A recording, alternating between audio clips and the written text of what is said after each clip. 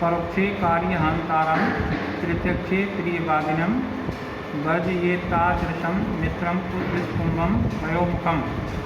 संदर्भ लिखेंगे पीछे की बात। अनुवाद: पीठ पीछे कार्य को नष्ट करने वाले और सामने प्रिय बोलने वाले मित्र को उसी प्रकार त्याग देना चाहिए जिस प्रकार मुंह पर दूध लगे हुए विष से भरे हुए घड़े को त्याग देते हैं। अब 7वें पर आइए। 7वें श्लोक पर उदेत सविता ताम्र एवास्मेत चा संपत्तौ च विपत्तौ च महतो में गुप्ता। संदर्भ पहले की बात। अनुवाद: सूर्योदय के समय लाल होता है और अस्त होने समय पर भी लाल होता है।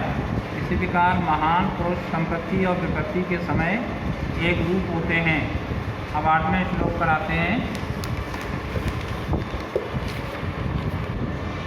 विद्या विवादाय धनम मदाय शक्ति परेशान पर पीडनाय खलस्य साधो विपरीत में तंगनाय दानाय चरक्षणाय। संदर्भ पहले की बात। दुष्ट की विद्या विवाद के लिए, धन मद के लिए और शक्ति दूसरों को पीड़ित करने के लिए होती है। इसके विपरीत सज्जन की विद्या ज्ञान के लिए, धन दान के लिए और शक्ति दूसरों की रक्षा के लिए होती है। हम 9वें पे आएंगे। सहसा विद्दीत न क्रियाम विवेका परमापदाम पदम ब्रूते हे विमरस्य कारणम गुरुलब्धा स्वमेव संपदा। संदर्भ पहले की बात। बिना आचार विचार किए हुए कोई कार्य नहीं करना चाहिए। अज्ञान परम आपत्तियों का घर है। निश्चय ही विचारपूर्वक कार्य करने वाले व्यक्ति को गुणों की लोभी संपत्तियाँ स्वयं वर्ण करती हैं। अब आते हैं 11वें श्लोक पर।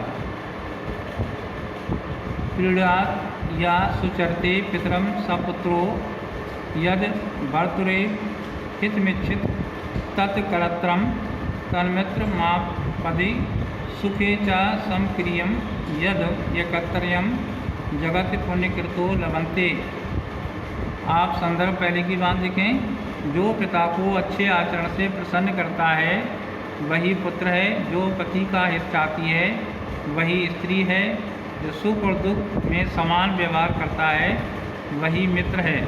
इन तीनों वस्तुओं को संसार में पुण्यशाली जन ही पाते हैं। अब 13वें पे आते हैं। व्यतिस जति पदार्था नांतरा कोअपि हेतु न खलु बहरूपाधीन प्रीतिया सशरयन्ते विकसति ही पतंगस्योदये पुंडरीकम दीर्घत चा हिमरश्मा बुधगते चंद्रकांता। कोई आंतरिक कारण ही परस्पर पदार्थों को मिलाता है।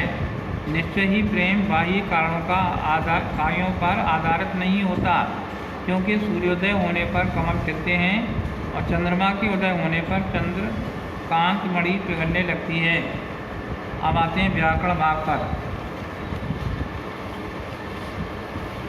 व्याकरण में पहला सवाल है, निम्नलिखित शब्दों का संधि विच्छेद करते हुए प्रयुक्त संधि का नाम लिखिए।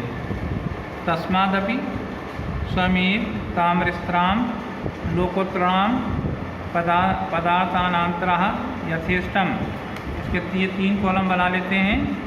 पहला संधि का, दूसरा संधि विच्छेद, तीसरा संधि का नाम। तस्मादपि शब्द इसका है संधि विच्छेद। तस्मात् प्लस अपि व्यंजन हल संधि है। स्वमेव स्वयं प्लस ईद गुण संधि है। ताम्रस्त्राम ताम्रः प्लस ताम्र विसर्ग संधि है। लोकोत्तराम लोक प्लस उत्तराणाम गुण संधि है। पदार्थानांतराः पदार्थ प्लस अन प्लस अंतरा दीर्घ संधि है। यथेष्टम यथा प्लस इष्टम गुण संधि है।